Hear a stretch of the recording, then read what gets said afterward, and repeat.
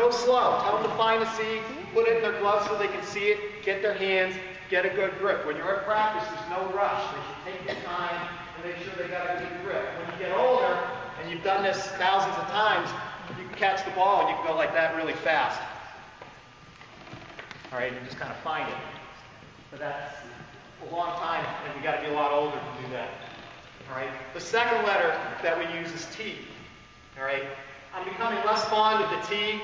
All right, and then we go right to the L. But either one is okay. Sometimes what I worry about with the younger kids is to get really mechanical. So we say T, and they go like this, and then we say L, and they go like this, and it's not very fluid. All right, so I kind of starting to get away and go sort of straight to the L, but either one is okay.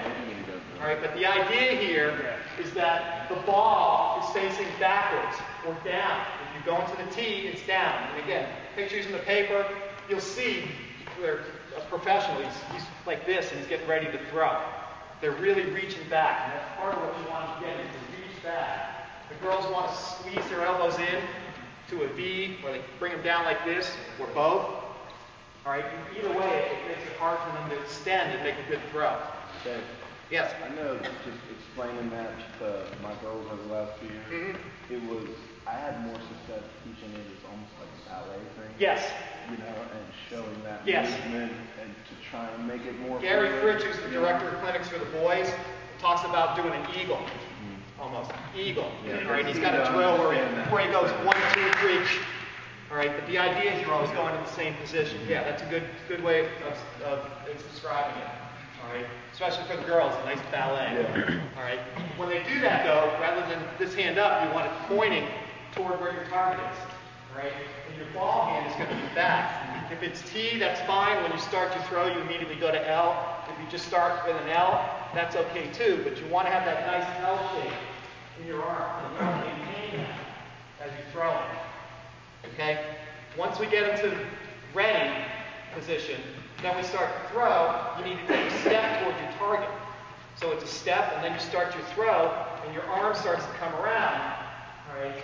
And while you're doing that, the ball starts facing backwards, but you'll see as your arm comes around, all of a sudden your hand's behind the ball, which is where you want it to be when you let the ball go to throw.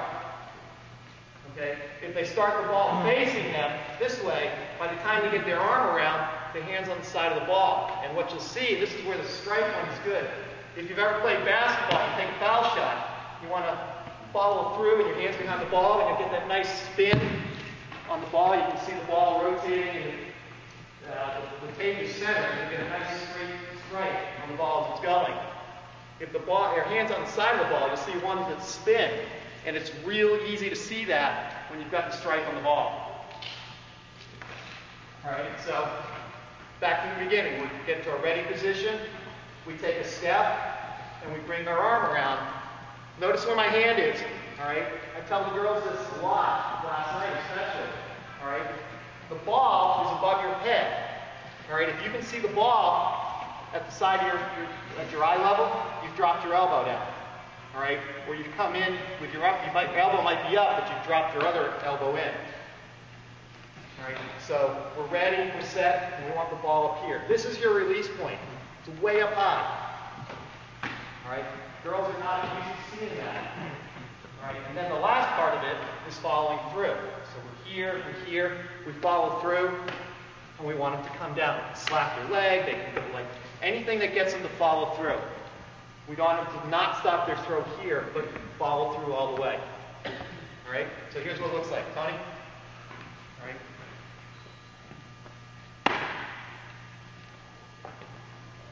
All right, I use 3 words when I'm telling the girls how to do this. Because when you're catching a grounder, you're catching a fly, you're facing where you're going to throw. So you have to do 3 things. You start, you have to turn, and that gets you your ready position, step, and make your throw. Turn, step, throw. 3 words.